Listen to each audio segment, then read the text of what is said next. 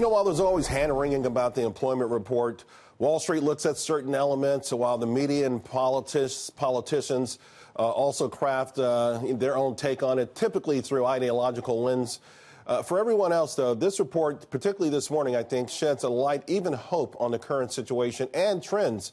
I mean, for me, the biggest takeaway is the greatest swath of this nation getting a piece of the action.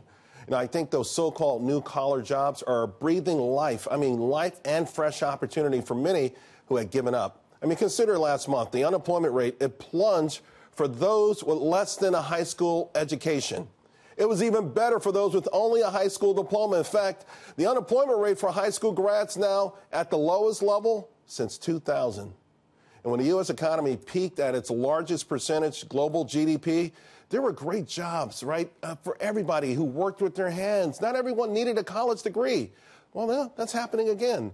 Lower-skilled workers aren't trapped in low-paying industries anymore. I mean, consider the weekly pay of the two lowest-paying industries, retail and leisure. We're talking $588 or $420 a week. They saw jobs decline to $33,000 last month from $47,000 November of 2016.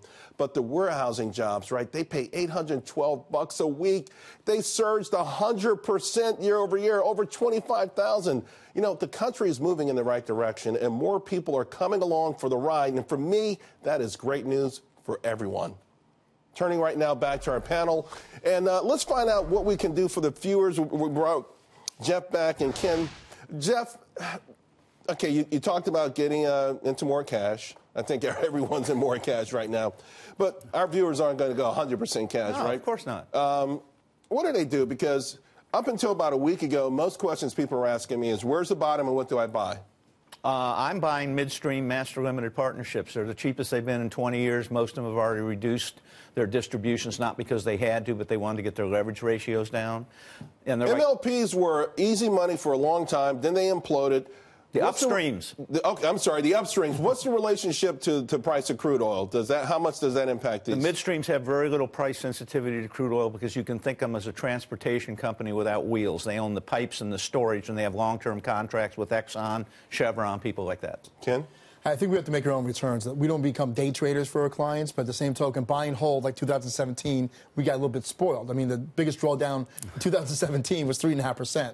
So when we have these awful dips and it feels nauseating like you want to sell, you know, step to the plate a little, buy some XLK we like. That's an ETF for technology, maybe BST. So you still like technology here? Yeah, we do. Look, we came into tech. Look, right now, utilities leading, so that's a problem, obviously. But again, we look at banks. They're not going to be our leaders. I think coming into this mess before October 3rd, technology led. I think when we finally get our footing here, technology will lead again.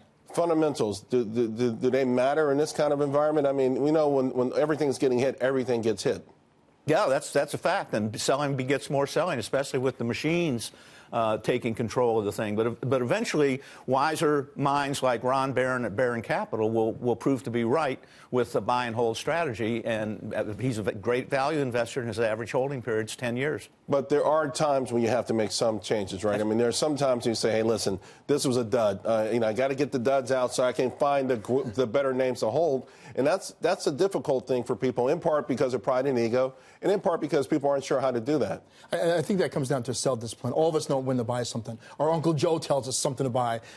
Maybe one of your programs, a magazine. We know how to buy things. We don't know how to sell things. So the self-discipline, maybe use a stop-loss order. Maybe sell a call against it. Again, it's a little bit different, but for most individual investors, they know how to buy something. They still know when to sell it. For us, we rather use a stop-loss order, and you could be wrong, be down 5-7%. It's not going to eat your capital up that way. Stop-loss, what's your typical, is there a certain percentage you use most of the time? Sometimes we don't use the whole position for stop-loss because you can get washed out in the morning and then run the market back up. That's what I mean. Again. It's pretty knee-jerk. I mean, it's 5%, 10%. Yeah, well, usually 5 to 7% in that range there. But at least some type of self-discipline or some conversation with the client about a self-discipline. Like I said, it's very easy to buy something, but when do you sell it? And if the stock goes higher, a trailing stop-loss order along with it. Even if we're in a bear market, it doesn't mean there won't be rallies to the upside within that bear market, right? So, you know, even during the Great Recession, Great Depression, there were like a number of bear market rallies. Right. How do people handle that? Do they try to play that game, Jeff? Traders do.